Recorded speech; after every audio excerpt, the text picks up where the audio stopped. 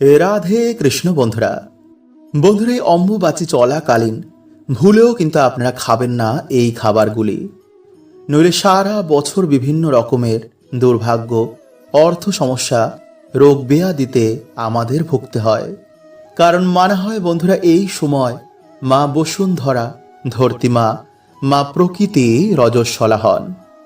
আর তারই প্রতীক হচ্ছে 51টি শক্তিপীঠের মধ্যে কামরূ কামাখ্যা মন্দির, যেখানে যোনির আকারে একটি শিলাখণ্ড রয়েছে, যা প্রকাশ করে স্ত্রী শক্তিকে। এই 3 দিন মায়ের এই শিলাখণ্ডকে সাদা কাপড় দিয়ে ঢেকে রাখা হয়।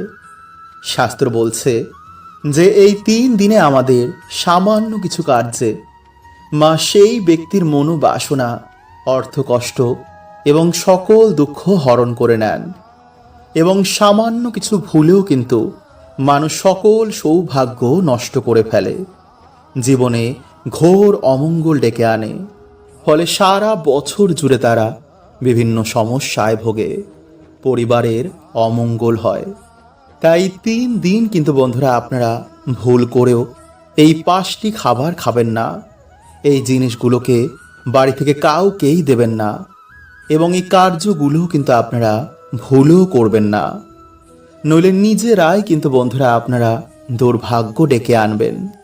কারণ এই 5টি ভুল এই সময় করলে শনিদেবের বক্র দৃষ্টি পড়ে, ভগবান শিব এবং মাতা পার্বতী রুষ্ট হন, এবং পবিত্রই আষাঢ় মাসে ভগবান শ্রীকৃষ্ণ ও প্রভু জগন্নাথ দেবের কৃপা থেকেও তারা বঞ্চিত হয়ে যায়। তাই এবছর বন্ধুরা 2026 সালে এই অম্বুবাচী পর্ব শুরু হচ্ছে আগামী 22শে জুন 7ই আষাঢ় সোমবার রাত 9টা 10 থেকে আগামী 26শে জুন 11ই আষাঢ় শুক্রবার সকাল 9টা 33 মিনিট পর্যন্ত, এবং বাংলাদেশের সময় অনুসারে এই সময়ের 30 মিনিট অন্তর।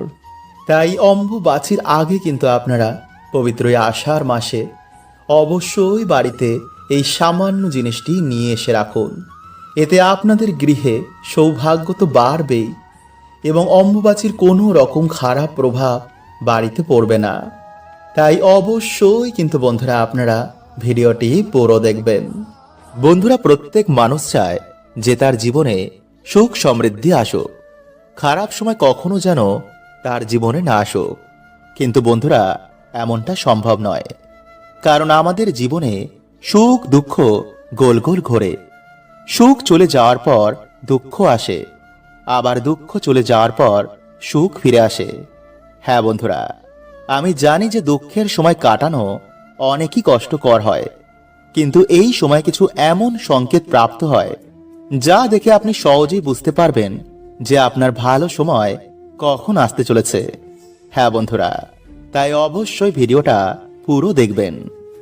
নাম্বার 1, যদি সকালে কোনো কাজে যাওয়ার সময় প্রায় দিনই কোনো বাছুরকে গোমাতার স্তন পান করতে দেখেন, বা যদি স্বপ্নে প্রায় দিনই কোনো দেব দেবীর আগমন হয়, তো ভাববেন আপনার জীবনে এবার ভালো সময় আসবে। নাম্বার 2, যদি পুজো করার সময় আপনার চোখ দিয়ে জল পড়তে শুরু করে, বা পুজো করার সময় যদি আপনার মনে হয় যে তিনি আপনাকে দেখে হাসছেন, তো এটা খুবই ভালো সংকেত মানা হয়। এর মানে ঈশ্বর আপনার ওপর খুবই প্রসন্ন, আর আপনার জীবনে ভালো সময় খুব তাড়াতাড়ি আসবে। নাম্বার 3, যদি আপনার বাড়িতে বারবার কুকুর, বিড়াল, গরু, হনুমান এমন জীবের আসতে শুরু করে, বা যদি হনুমান এসে আপনার বাড়ি থেকে কোনো খাবার নিয়ে যায়, বা যদি গোমাতা এসে আপনার বাড়ির সামনে দাঁড়িয়ে পড়ে, বা যদি আপনার বাড়িতে কুকুর বিড়ালেরা বাচ্চা জন্ম দেয়, বা যদি চড়াই পাখি আপনার বাড়িতে বাসা বাঁধে, তো এটা খুবই ভালো সংকেত মানা হয়, কারণ আপনার বাড়িতে কোনো পজিটিভ এনার্জির বাস রয়েছে। এর কারণে এরা ছুটে ছুটে আপনার বাড়িতে চলে আসে। নাম্বার 4, যদি আপনার ঘুম ভোর 3টে থেকে 5টার মধ্যে ভেঙে যায়, তো ভাববেন আপনি খুবই ভাগ্যবান, কারণ ব্রহ্ম মুহূর্তে আপনার বাড়িতে কোনো দেব দেবীর আগমন হয়, আর তিনি এসে আপনাকে ঘুম থেকে তুলে দেন। যদি আপনি ঘুম থেকে উঠে সেই সময় জপ তপ করেন, তো আপনার জীবন খুব তাড়াতাড়ি পরিবর্তন হবে। নাম্বার 5, যদি আপনার বাড়িতে হঠাৎই কালো পিঁপড়ের আগমন বেড়ে যায় তো বুঝবেন যে আপনার বাড়িতে মা লক্ষ্মীর আগমন হবে। ফলে টাকা পয়সা জনিত কোনো রকম সমস্যা আপনার জীবনে আর থাকবে না। তাই অবশ্যই বন্ধুরা পিঁপড়েদের প্রণাম করে আটাতে চিনি মিশিয়ে তাদের খেতে দিন। নাম্বার 6, যদি আপনার বাড়িতে একই জায়গায় 3টে টিকটিকি দেখতে পান তো এটা খুবই শুভ মানা হয়। এরাও বাড়িতে মা লক্ষ্মীর আগমনের সংকেত দেয়।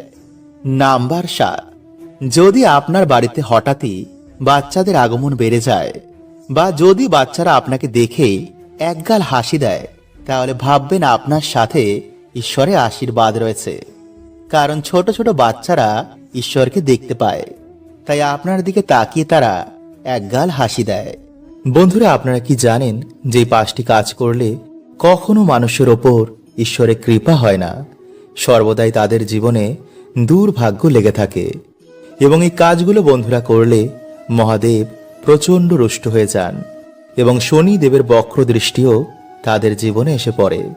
তাই বন্ধুরা, ভুলেও আমাদের এই কাজগুলো কখনো করতে নেই। এমন মানুষ বন্ধুরা কেঁদে কেঁদে চোখের জল ফেললেও ভগবান তাদের প্রার্থনা কখনো শোনেন না।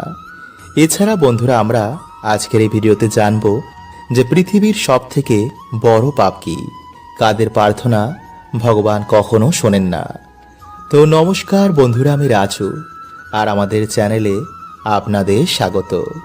তার আগে বন্ধুরা, ভিডিওটি একটি লাইক করে কমেন্টে হর হর মহাদেব ও জয় শ্রীকৃষ্ণ অবশ্যই লিখুন। বন্ধুরা, ভগবান শ্রীকৃষ্ণ বলেন যে মানুষ জীবনে পাপ পুণ্য উভয়ই করে, কিন্তু কিছু মানুষ জীবনে পুণ্য করার আগে পাপকেই বেছে নেয়, যার ফলে বন্ধুরা তার এই জন্ম এবং পরের জন্মের ভাগ্য নির্ধারণ হয়। তাই মানুষদের বন্ধুরা যে কোনো কাজ করার আগে তার পরিণাম কি হবে তা ভাবা উচিত। মানুষ জীবনে অনেক পুজো অর্চনা করে, কিন্তু তার দ্বারা বন্ধুরা এমন কিছু ভুল হয়ে যায় যা তার সমস্ত পুণ্যকেই ঢেকে দেয়। তাই বন্ধুরা, ভগবান শ্রীকৃষ্ণের অনুসার মানুষের সব থেকে বড় পাপ হচ্ছে নাম্বার 1। বন্ধুরা, ভগবান শ্রীকৃষ্ণ বলেন যে সংসারের সব থেকে বড় পাপ হচ্ছে কোনো স্ত্রীর সম্মানের সাথে খেলা করা। কারণ বন্ধুরা, মানুষ এই সংসারে একজন স্ত্রীর গর্ভ থেকেই জন্ম নেয়। তাই বিনা কারণে বন্ধুরা কখনো কোনো স্ত্রীর সাথে কখনো কোনো খারাপ ব্যবহার করতে নেই। তাই যে মনুষ্য বন্ধুরা স্ত্রীর সম্মানের সাথে খেলা করে, তার সাথে বাজে কর্ম করে, তাকেই পাপ বন্ধুরা জন্ম জন্ম ধরে ভোগ করতে হয়। মহাভারতে কৌরবদের বিনাশ হয়েছিল নারীর অসম্মানের জন্য। রাবণ এত জ্ঞানী হওয়া সত্ত্বেও তার বিনাশ হয়েছিল নারীর অসম্মানের জন্য। তাই বন্ধুরা, ভুলেও কখনো আমাদের এই কাজ কখনো করতে নেই। নাম্বার 2, বন্ধুরা যে স্ত্রী বা পুরুষেরা নিজের জীবন সঙ্গীকে ঠকিয়ে অন্য কারোর সাথে সম্বন্ধ রাখে, কাউকে মিথ্যা বদনামে ফাঁসায়, স্বামী বা স্ত্রীর গায়ে হাত তোলে, পয়সা কম থাকার জন্য যে স্বামীকে সম্মান করে না, যে স্বামী স্ত্রী বা কন্যা সন্তানের দায়িত্ব পালন করে না, যে মাতাপিতারা গর্ভে কন্যা সন্তানদের হত্যা করে ফেলে, বন্ধুরা এটি হচ্ছে মহা পাপের মধ্যে একটি। নাম্বার 3, ঈশ্বরের অস্তিত্বকে অস্বীকার করা।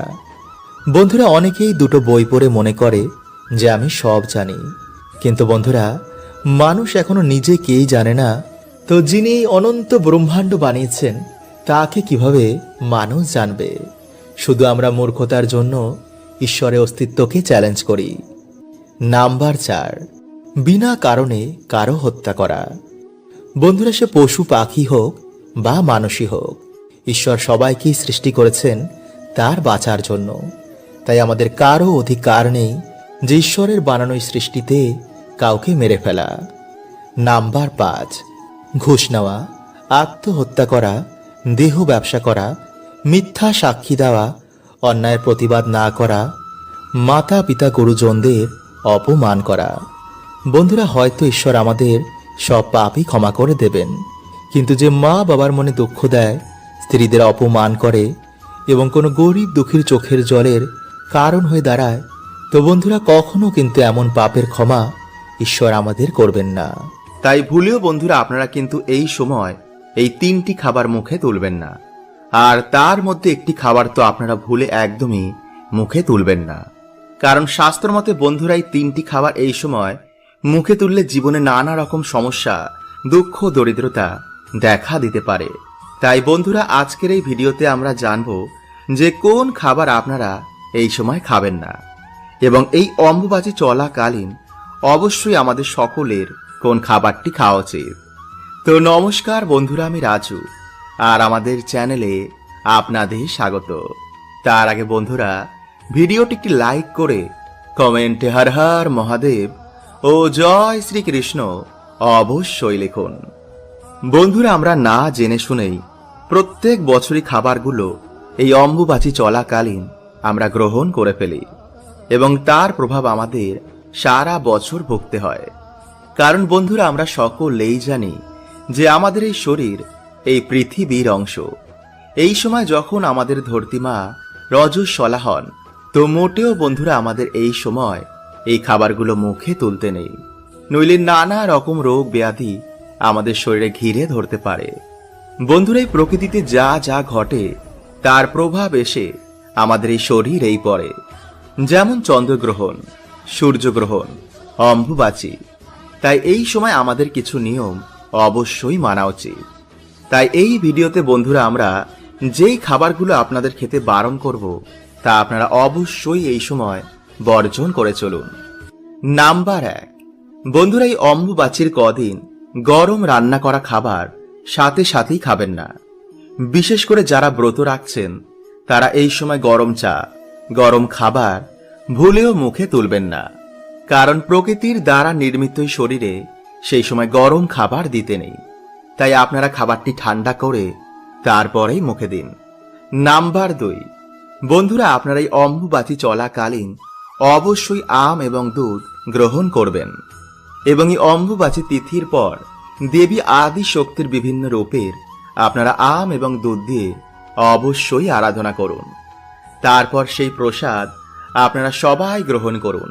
এতে সারা বছর আপনারা সুস্থ নিরোগ থাকবেন। নাম্বার 3, দই। বন্ধুরা, এই সময় দই শরীরের পক্ষে অত্যন্তই ক্ষতিকারক। তাই বন্ধুরা, এই সময় আপনারা দই খাবারটি বর্জন করবেন।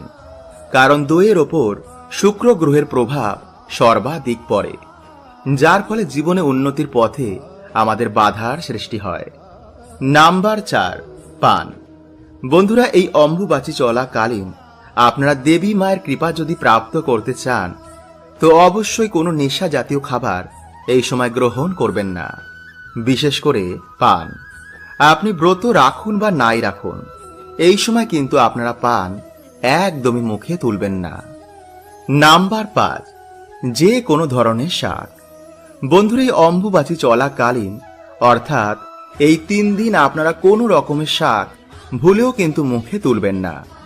এছাড়াও আপনারা এই সময় মাটি থেকে শাক সবজি কোনো কিছু ছিঁড়বেন না। বন্ধুরা, ভগবান শ্রীকৃষ্ণের মতে মানুষদের এই 5টি জিনিস কখনোই কাউকে দেওয়া উচিত নয়, কারণ এই জিনিসগুলো দিলে বাড়ির লক্ষ্মী বাড়ি ছেড়ে চলে যায়।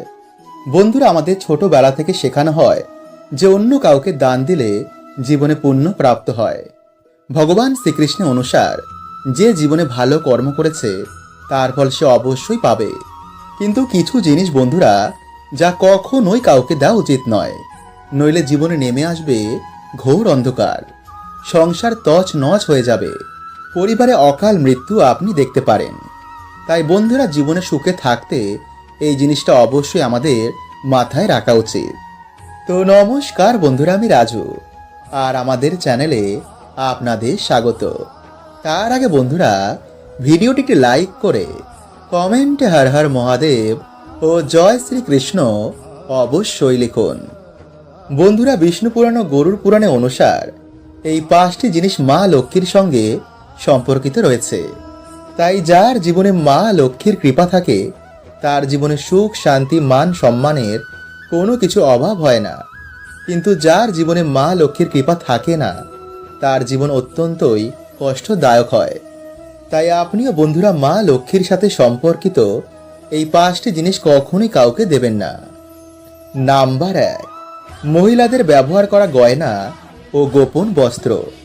বন্ধুরা, গয়নাকে মা লক্ষ্মীর প্রতীক মানা হয়। এর জন্য গয়নাগাটি কেনার পর মায়ের চরণে ছুঁয়ে তারপরেই আমরা ব্যবহার করি। আর আপনারা সকলেই জানেন যে বাড়ির মহিলারা হচ্ছে মা লক্ষ্মীর প্রতিরূপ, তাই তাদের গয়না কখনোই ধার হিসাবে বা দান করা উচিত নয়।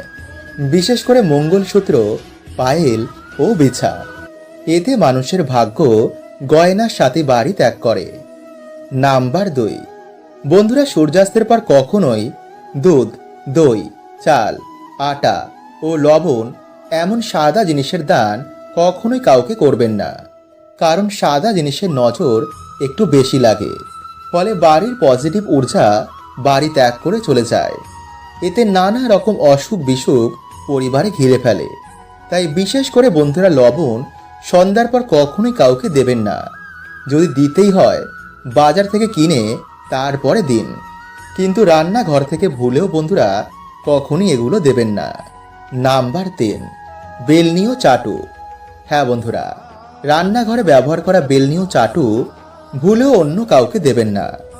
বন্ধুরা, আমরা সকলেই জানি যে মা লক্ষ্মীর কৃপায় আমরা অন্ন প্রাপ্ত করি।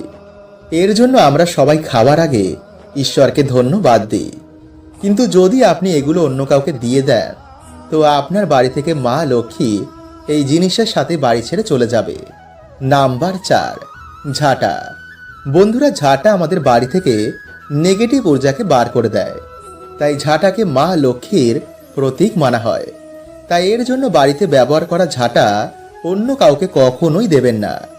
এতে আপনার বাড়িতে নেগেটিভ ঊর্জার প্রভাব বৃদ্ধি পাবে। কারণ যখন আপনার বাড়ির ঝাঁটা অন্য কেউ বাড়িতে ব্যবহার করবে, এর প্রভাব কিন্তু সবার প্রথমে আপনি আপনার বাড়িতেই দেখতে পাবেন। আর বন্ধুরা, সন্ধ্যার সময় ভুলেও আলমারি থেকে টাকা বার করে অন্য কাউকে দেবেন না। এতে আপনার বাড়িতে অলক্ষ্মীর সৃষ্টি হতে পারে। বন্ধুরা, আমাদের হিন্দু শাস্ত্রে এই ময়ূরের পালকের এক বিশেষ মাহাত্ম্য রয়েছে। জ্যোতিষ শাস্ত্র অনুসার যে স্থানে ময়ূরের পালক থাকে সেখানে কখনো গ্রহের খারাপ প্রভাব পড়ে না। পুরাণেও ময়ূরের পালক নিয়ে বিভিন্ন উপায়ের কথা বলা হয়েছে। আয়ুর্বেদেও ময়ূরের পালক নিয়ে এটি বলা হয়েছে যে কিভাবে ময়ূরের পালক বাড়ি থেকে রোগ ব্যাধি দূর করে। সাথে ভগবান শ্রীকৃষ্ণ এই ময়ূরের পালকের অনেক প্রশংসা করেছেন এবং তিনি তা নিজের মুকুটে সর্বদাই ধারণ করেন। ময়ূরের পালক ছাড়া তিনি কখনো কোথাও যান না। তাই ভগবান শ্রীকৃষ্ণ বলেন যে ময়ূর হচ্ছে সুখ, শান্তি, সমৃদ্ধির প্রতীক। ময়ূরের পালক মানুষকে সমস্ত রকম নেগেটিভ ঊর্জা থেকে রক্ষা করে, ফলে সহজেই মানুষের জীবনে সুখ শান্তি ফিরে আসে। তাই হিন্দু ধর্মে ময়ূরকে মা লক্ষ্মী, মা সরস্বতী, শ্রী গণেশ, হনুমানজি এবং কার্তিকীজির সাথে যুক্ত করা হয়েছে। তাই ময়ূরের পালককে ব্যবহার করে সহজেই মা লক্ষ্মীকে প্রসন্ন করে জীবনে সুখ শান্তি সমৃদ্ধি প্রাপ্ত করা যায়। এবং ময়ূরের পালকের সাথে যদি একটি বাঁশি রাখা যায়, তো বন্ধুরা এটিকে বাড়ির জন্য খুবই শুভ বলে মানা হয়। নাম্বার 2, বন্ধুরা, যদি আপনাদের বাড়িতে সুখ শান্তি সমৃদ্ধি আসতে বাধার সৃষ্টি হচ্ছে, তো বন্ধুরা আপনারা কি করবেন? বাড়ির যে মুখ্য দরজা রয়েছে তার উপর আপনারা গণেশজির প্রতিমা রেখে তার দুপাশে দুটি ময়ূরের পালক রাখবেন। এতে বন্ধুরা আপনাদের বাড়িতে কোনো রকমের নেগেটিভ ঊর্জা আর প্রবেশ করতে পারবে না। এবং যদি বন্ধুরা আপনাদের বাড়ির সদর দরজা বাস্তু নিয়মের বিপরীতে হয়, তো বন্ধুরা বাড়ির যে মুখ্য দরজা রয়েছে তার উপরে আপনারা 3টে ময়ূরের পালক টানিয়ে দিন। এতে বন্ধুরা আপনাদের বাড়ির বাস্তু ঠিক হয়ে যাবে। নাম্বার 3, বন্ধুরা, যদি আপনাদের ওপর গ্রহের খারাপ দৃষ্টি চলে, রোগ ব্যাধি যদি আপনাদের ঘিরেই থাকে, কিছুতেই যদি বাড়িতে উন্নতি না হয়, তো বন্ধুরা আপনারা একটি ময়ূরের পালক নিয়ে তাতে গঙ্গা জল ছিটিয়ে বা শুদ্ধ জল ছিটিয়ে ভগবান শ্রীকৃষ্ণের নাম নিয়ে বাড়িতে এমন জায়গায় রেখে দিন যেখানে কেউ সে জিনিসটিকে দেখতে না পায়। নাম্বার 4, পড়াশোনায় কিছুতেই মন লাগে না।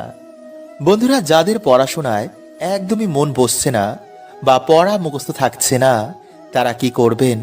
একটি ময়ূরের পালক নিয়ে তাতে গঙ্গাজল ছিটিয়ে মা সরস্বতীর পায়ের কাছে রেখে দিন। পরের দিন আপনারা সেই ময়ূরের পালকটিকে নিজের বইয়ের মধ্যে রেখে দিন। এতে আপনাদের পড়াতে অবশ্যই মন বসবে। নাম্বার 5, যাদের বাড়িতে ছোট বাচ্চা বা কারোর ওপর নজর বারবার লাগে, তারা বালিশের নিচে একটি ময়ূরের পালক রেখে রাতের বেলায় ঘুমিয়ে পড়ুন। পরের দিন আপনারা সেই ময়ূরের পালকটি নিয়ে গিয়ে কোনো প্রবাহমান জলাশয়ে ভাসিয়ে দিন। নাম্বার 6, শত্রু নাশ। বন্ধুরা, কেউ যদি আপনাদের পিছনে বারবার লাগছে, তো মঙ্গলবার দিন আপনারা হনুমানজির মাথার সিঁদুর নিয়ে সেই ময়ূরের পালকে লাগিয়ে দিন। সকালে স্নান করেই সেই শত্রুর নাম নিয়ে আপনারা কোনো জলাশয়ে ভাসিয়ে দিন। নাম্বার 7, বন্ধুরা, যদি আপনাদের কোনো মনোবাসনা এখনো বাকি রয়েছে বা আপনাদের আর্থিক উন্নতি চাই, তো স্নান করে সে ভগবান রাধা কৃষ্ণের মন্দিরে গিয়ে বা বাড়িতেই ভগবান শ্রীকৃষ্ণের মাথায় এই ময়ূরের পালকটি বেঁধে দিন এবং নিজের মনের যা ইচ্ছা রয়েছে তা ভগবানকে বলুন। দেখবেন কিছু দিনের মধ্যে আপনাদের বাড়িতে সুখ শান্তিতে ভরে গেছে। হরে কৃষ্ণা। ওম নমঃ শিবায়।